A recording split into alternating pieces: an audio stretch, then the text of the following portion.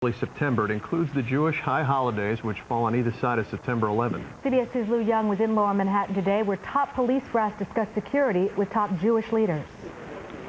Rabbis from around the city mingled with top police brass today on the brink of the high holy days in the shadow of 9/11. Yom Kippur and Rosh Hashanah bracket September 11th on the calendar this year, but the police are stretched thin with several other high-profile security jobs to tackle as well. They're going to have an NFL kickoff on September 5th. Congress is going to be in town on September 6th. The U.S. Open starts today, runs for 2 weeks. Yet the threat of a high holy day attack is very real. Concrete barriers along the curb line at Manhattan Central Synagogue reflect that. But in reality, the first line of defense against terrorism doesn't involve a concrete barrier, but rather simple vigilance. This year, synagogues are being asked to get a real handle on everybody that comes through the front door, starting with tightened new ticket procedures for attendance at high holy day services. Everyone that's issued a ticket now is scrutinized, and questions are asked as to if a person is buying more than one ticket, as to who the other tickets are going to. There's no person that is given a ticket that is not known personally to the person that sells the ticket, which is very important. We are doing the nitty-gritty that has to be done because we feel very touched by the whole situation. We are attempting to harden a potential target. That includes refusing to let visitors leave luggage or packages that haven't been pre-screened. The PD stresses tonight it's received no specific synagogue threats, but if one surfaces, the governor says he's ready to provide additional National Guard troops for the month of September. Lou Young, CBS 2 News. Time now for a check of traffic. Here's Heather O'Rourke with tonight's Road Watch. How's it looking, Heather?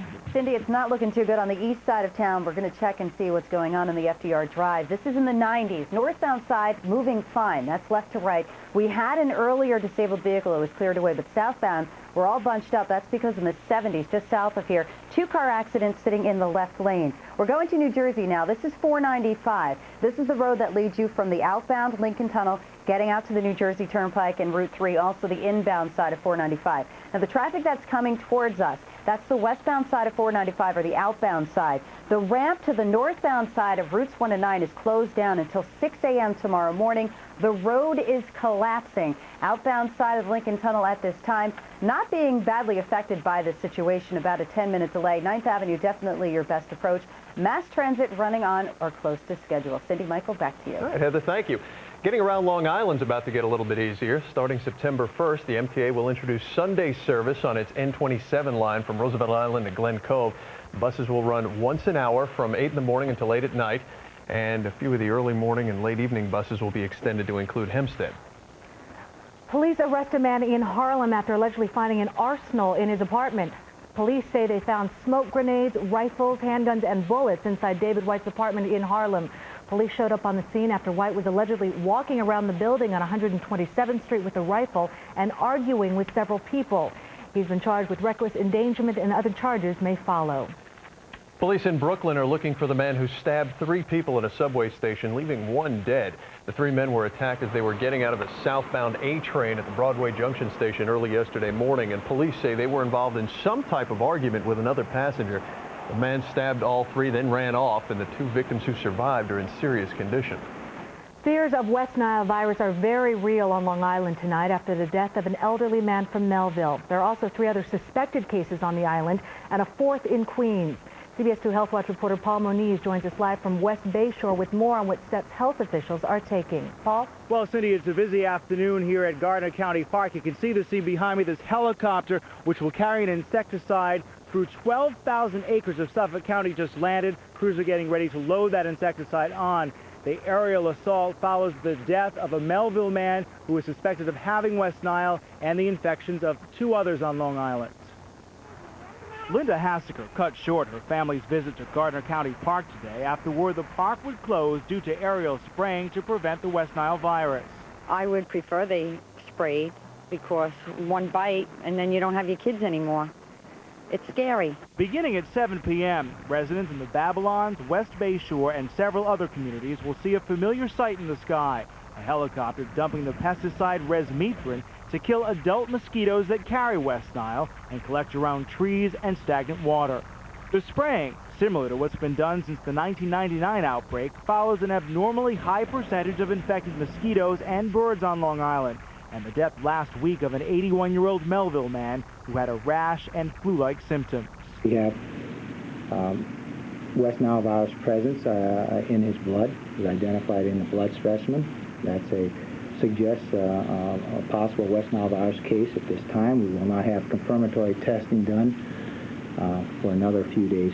In addition to the death of the Melville man, a 77-year-old Babylon woman remains hospitalized with what's believed to be West Nile.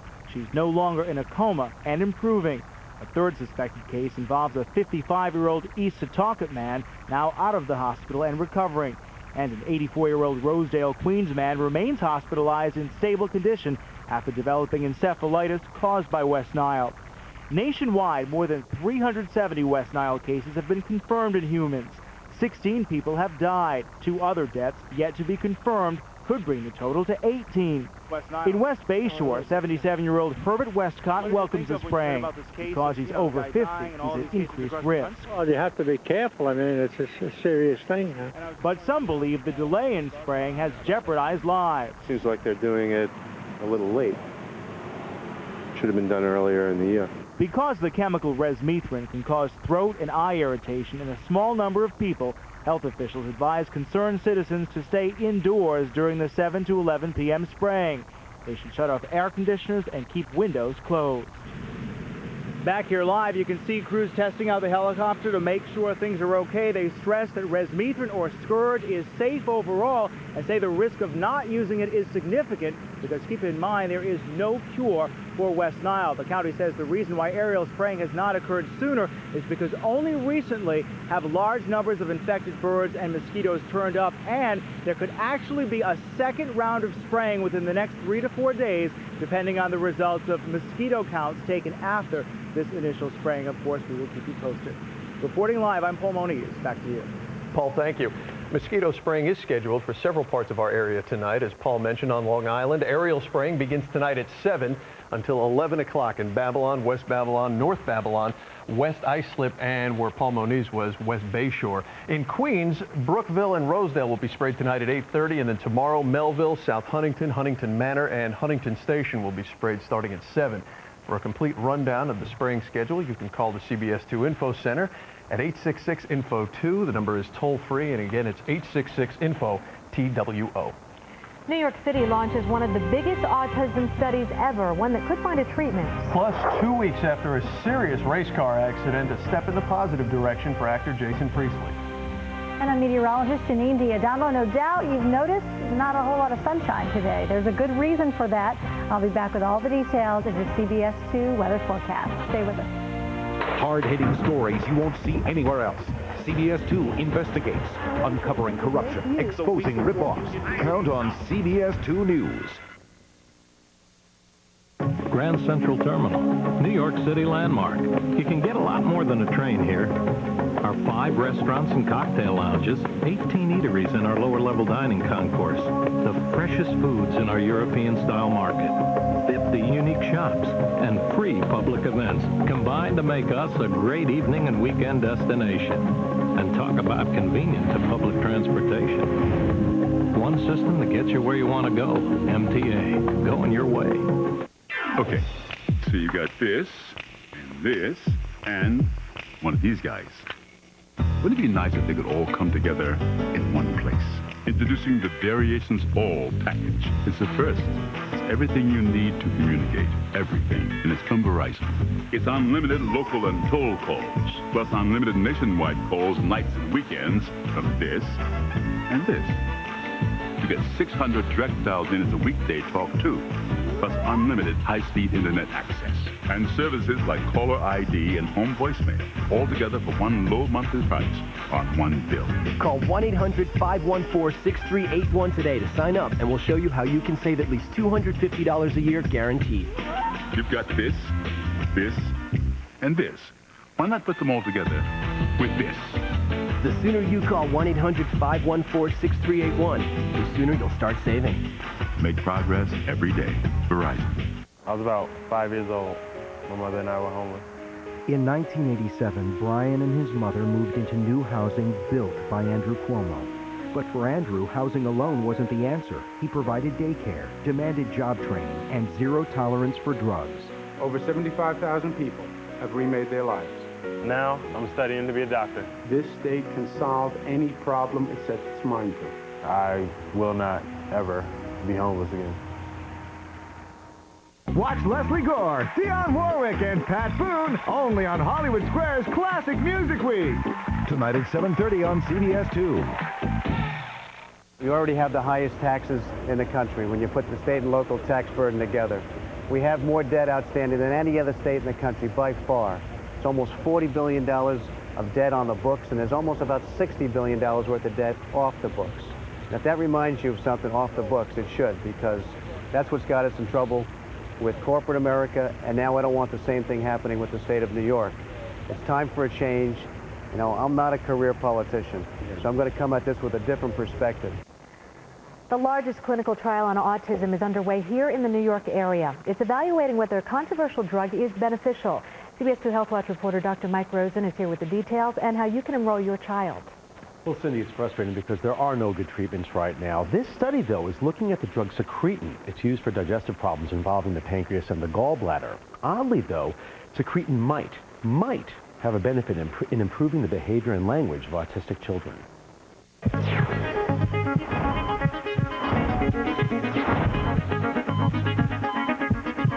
It was almost like somebody robbed him of his personality and locked it away somewhere.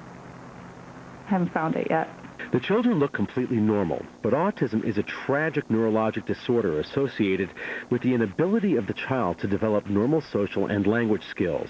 It typically appears during the first 3 years of life and affects the child's ability to relate to the outside world. My most startling and worst day of recognition was when he burned his hands on the stove and never cried.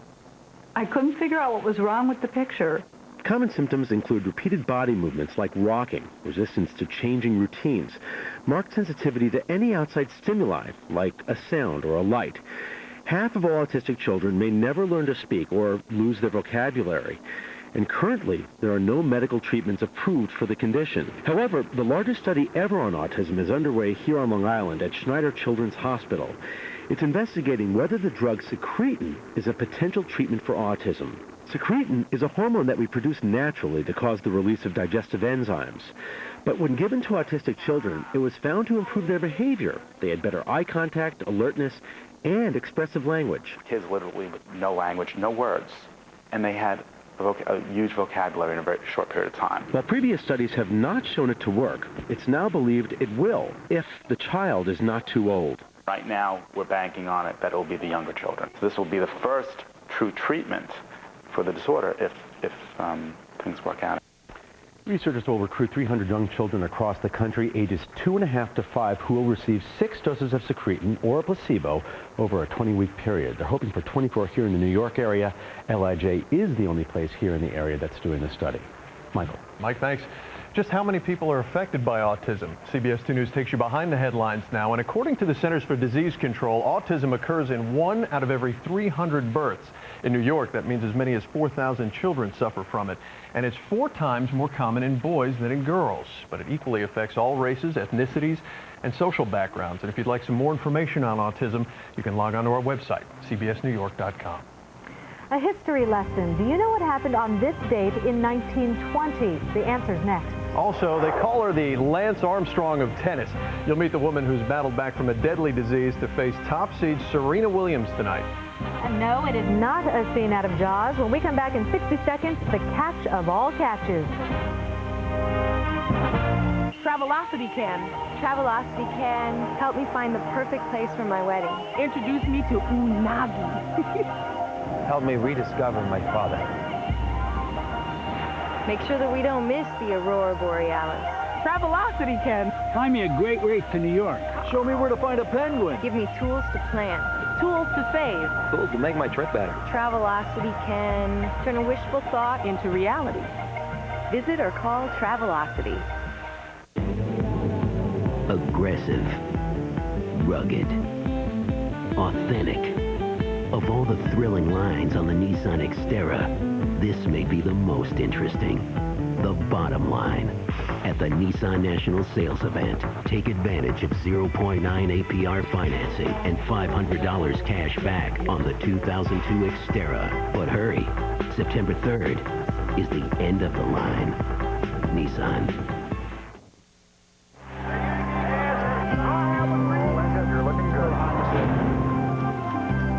On this date, 82 years ago, women won the right to vote. The 19th Amendment was ratified on August 26, 1920. Women had waged a long fight, marching and demonstrating for voting rights. Their long effort gained speed when Susan B. Anthony got a member of Congress to introduce a proposed amendment to the Constitution. Now, some states already allowed women to vote, but when the amendment was ratified, all women could legally vote. The CBS Evening News with Dan Rather's less than an hour away now, and John Roberts is in tonight for Dan. He joins us with more on the possibility of the U.S. waging war on Iraq. John? Good afternoon to you, Michael. Tonight, Vice President Dick Cheney was forcefully making the case for an attack against Iraq today, as lawyers for the White House were arguing that the Bush administration does not need congressional approval for an assault to remove Saddam Hussein. We'll have complete coverage of those important developments. Also tonight, just the talk of war with Iraq has pushed up the price of crude oil by some 50%. So what's going to happen to gas prices if war really does break out? And we'll go to South Africa for an up-close look at the devastating effects of the AIDS virus, which now affects one person every 4 seconds in that country. All that and a lot more coming your way in the CBS Evening News at 6:30. See you then, Mike. All right, John, thanks. We'll see you in about 45 minutes. Actor Jason Priestley is out of the hospital after his brush with death in a high-speed car chase. The former star of Beverly Hills 90210 is rehabbing now at a clinic in Indianapolis. The 32-year-old was hurt 2 weeks ago racing at the Kentucky Speedway. He broke a vertebrae and both of his feet when the race car he was driving spun out of control and he hit a wall. He is expected to make a full recovery. A show of strength and grace at the U.S. Open as a top tennis star conquers her toughest challenge off the court. Karina Morariu was one of the best in women's tennis. In 1999, she won the doubles title in Wimbledon and the Australian mixed doubles last year. Well, last May, she was diagnosed with a rare form of leukemia that is sometimes deadly. Well, tennis took a back seat while she underwent treatment. I was so critically ill that I didn't care about playing tennis again. I just wanted to live. And so, tennis was the first thing from my mind. With the leukemia in remission, Karina's back, returning to the U.S. Open at center court tonight, and her opponent, the #1 seed, Serena Williams. But Karina's not worried. She says every match she plays, win or lose, is a blessing. And of course, we're going to have all the highlights on our newscast. And every day this week, our CBS 2 News at noon will come to you live from Flushing Meadows. We certainly lucked out today when we were out there. Beautiful weather. It's time for another check of your forecast now from Weather Central. Here's Janine. Michael, today and tomorrow will certainly be the best days of the week. That's because they will be dry. We've got cloud cover and lower temperatures, so we're looking pretty good outside right now. Central Park, 82, almost exactly average for this time of the year. The skies are cloudy, but the question, will the clouds bring rain today? Absolutely not. It looks like dry night for the area, for everybody tonight. 77 now in Newton. It's dry but pretty cloudy in New York City and the 5 boroughs. Low 80s for you. Yonkers in Westchester County, 76 degrees, and Long Island temperatures have been in the 70s. Same in Westport, Connecticut, not even hitting 80 degrees today. So here's the big picture, and this is what we're going to be watching a lot over the next couple of days. Low pressure right now over the Tennessee Valley is going to just slowly, and I mean slow, make its way up the coast over the next 5 days. That's right. This same weather feature is going to affect us all the way into the weekend. Right now you can see the rain showers are mainly off the Carolina coast, the Barrier Islands there, Cape Hatteras, and it looks like also the South Carolina coast, but the rainfall not making it into New Jersey yet. Take a look right now at Storm Tracker. It'll show you a closer view. Notice that as we look towards Princeton and Atlantic City, no rain yet. It looks like the rain will hold off until this time tomorrow, and that's when the rain will start creeping into southern Jersey first, then making its way up to Sandy Hook, then the 5 boroughs, also Long Island, and then Connecticut and the lower Hudson Valley. So back to the maps again. It's low pressure that we'll be watching as it spreads clouds in our direction and also rainfall. And as we put the maps into motion, here's exactly what we'll expect over the next 24, 36 hours. So as I mentioned, low pressure coming up the coast, the clouds eventually producing rainfall by Tuesday night. lasting into Wednesday. Now, if this timeline went all the way out through Saturday, you would see this exact same feature because we'll be forecasting rain all the way through Saturday. Tonight, though, we got cloudy skies, temperatures in the low 60s, upper 60s, a pretty comfortable night. Tomorrow will also be a great day to be at the U.S. Open. It'll be dry. Nanuet also 78 degrees and cloudy. Somerville, you'll be a little bit warmer and 80 degrees, but also cloudy. And then that rain arrives Tuesday night into Wednesday. And you know what? Also, there's been a lot of talk about the chance of thunderstorms also. It seems to me that thunderstorms will become more likely as we head into Thursday, Friday, and Saturday.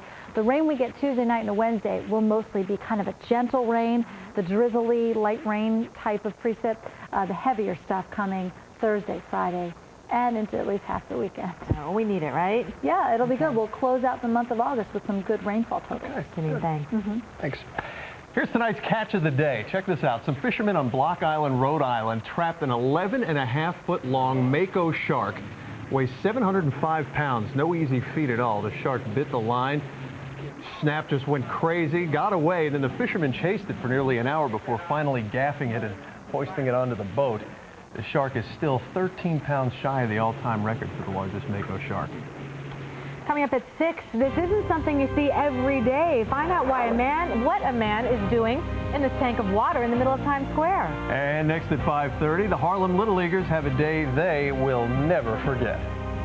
I'm David Diaz. Well, they didn't win the Little League World Series, but you know what? You never know it from the reception that they got when they came home to Harlem today. I'll have that story coming up. Governor George Pataki.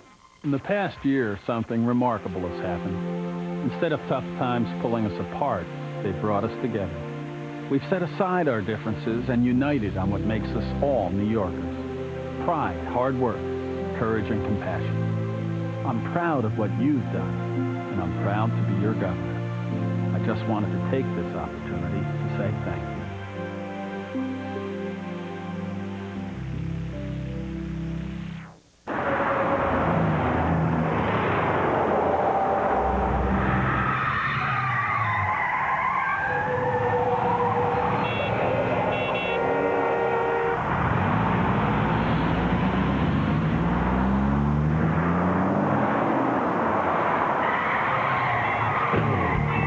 A pork chop can be lower in fat than a chicken breast, but it's true if it's Smithfield Lean Generation pork.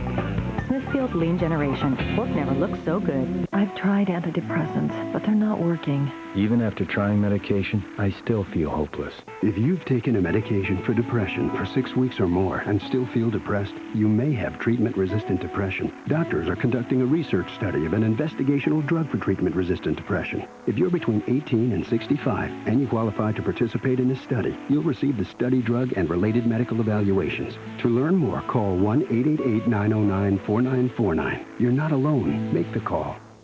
Kentucky is celebrating its Little League World Championship. Last night, 12-year-old pitcher Aaron Alvey hit a 250-foot home run in the first inning, leading Kentucky to a 1-0 win over Japan. Alvey also set Little League World Series records with 44 strikeouts and 21 scoreless innings. And he did it all with a sore shoulder, but says today he is feeling better than ever. Well, they may not have won the Little League Championship, but the Harlem All-Stars are still Harlem's heroes, and for that matter, most of New York City's. CBS 2's David Diaz live in Harlem tonight, where there was quite a hero's welcome. David? Yes, there was, and you know, their season is over right outside their home field. And as you can see, the gate is locked. That's it. The season is over. They did not wind up with the top prize, which was an improbable thing to begin with for them, but this is a season that no matter how long they live, they will always remember. The kids and their mentors returned from their improbable odyssey as conquering heroes. True, they didn't win the Little League World Series. They were knocked out on a last-inning home run by a team from Massachusetts. But then again, even their coaches were just hoping they'd win their own district championship. So they, too, were overwhelmed by today's reception. Williams, thank you. Yeah, we did. Yes. The team returned home to a community hungry for recognition of the positive strength in a neighborhood fighting to overcome years of neglect and abandonment. And their love and appreciation was not lost on these 11 and 12-year-olds who had overcome false allegations and negative perception. How does it make you feel to see this? A hit or two? Sentiments echoed by Andrew Diaz, whose home run in the last inning propelled the Harlem team to their last victory, and whose antics on the play brought down a cascade of criticisms. I feel proud because it feels like we won the Little League World Series, but we didn't because all these people is supporting us and giving us thanks for what we did to the city of Harlem. So I feel good about it. And if the kids didn't visibly show their emotions today, their overjoyed parents did. Oh, man, this is grandiose, stupendous. He wasn't at a loss for words to describe what had happened to that team and for his son, one of those players. And, you know, community development is an interesting process. Harlem is a community on its way back, rebounding strongly. That, in turn, leads to positive things like the Little League getting to where it did. In turn, the Little League's success helps the community feel even better about itself and furthers the process of communities going forward. We're live in Harlem. David Diaz, CBS 2 News. A lot of fun watching him play, too, David. Yeah. Thank you. I'm Cindy Hsu. I'm Michael Pomeranz in for Todd McDermott. Here are Ernie Anastas and Mary Calvi in for Dana with a look at what's coming up on CBS 2 News at 6. So we'll see you tomorrow.